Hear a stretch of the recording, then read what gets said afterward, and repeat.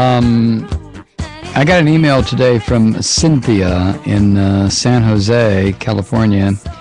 It's kind of personal, but I want to share it with you in light of what Patty Murray tried to get done today and the response by this piece of filth from Oklahoma and the other piece of filth from Kentucky. Mike, I hate Republicans because they love to throw people away, because they are so worried that a poor person might get some scrap of food to survive or a miserable, broken down place to live out of the weather. They think all poor people are lazy and worthless and should go away and die somewhere out of sight. Well, my brother did.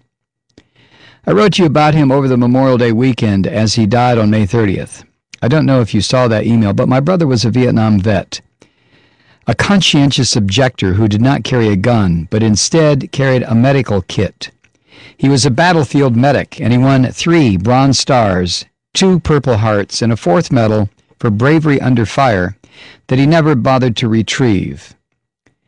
In one nighttime attack on his unit's position, though, he ignored his own safety and got up out of his foxhole, exposing himself to mortar explosions and machine gun fire, to run from foxhole to patch up his wounded buddies who were getting creamed when mortar shells blew up in or near their foxholes. My brother was credited with saving the lives of perhaps 8 to 12 men that night while getting injured himself from a mortar explosion. He ended up with shrapnel deep in his face, too deep to remove, and he carried it for the rest of his life. When he was called, my brother did his duty and put it all on the line for his country.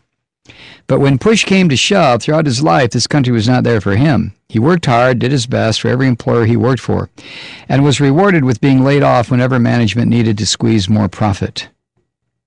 The last company he worked for laid him off in May 2002 when they sent his job offshore, and they made him train his foreign replacement before they fired him.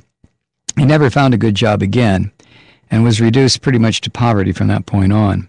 And so in the early morning hours of May 30th, 2010, when he wasn't feeling well, he drove himself to the hospital where he was given a bunch of tests. But I gather they didn't bother giving him an EKG, which, I don't know, might have told the doctors what was wrong with him, and maybe they might have saved his life. I don't know. But he was a nobody, a no one. And you don't waste expensive tests on a no one, right? And he died, apparently from a burst artery in his heart. He was 63. They didn't do an autopsy, though, and so do they really know what killed him? Do they even care? I care. He was my brother.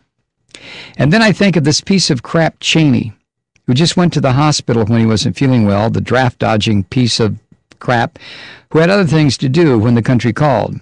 He was sure happy to see people like my brother go to Vietnam, but he couldn't be bothered himself. Cheney was, after all, too important. And so when Cheney went to the hospital the other day, do you think they pulled out all the stops to give him every test under the sun? I bet Cheney was strapped to an EKG machine the whole time. I'm telling you, Mike, there cannot be enough Cheneys in this universe to equal my one brother. I wish so bad I could have my brother back. You can't imagine. But to Republicans, my brother was nothing, a no one, a pawn to send to war, and then trash to throw away. I hate them. Cynthia.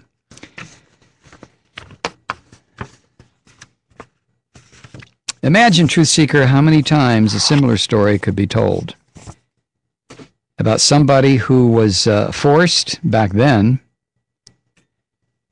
to go fight for corporate America, to go kill innocent people,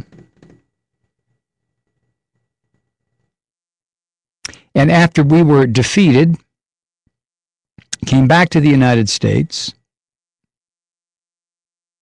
and was treated by Republicans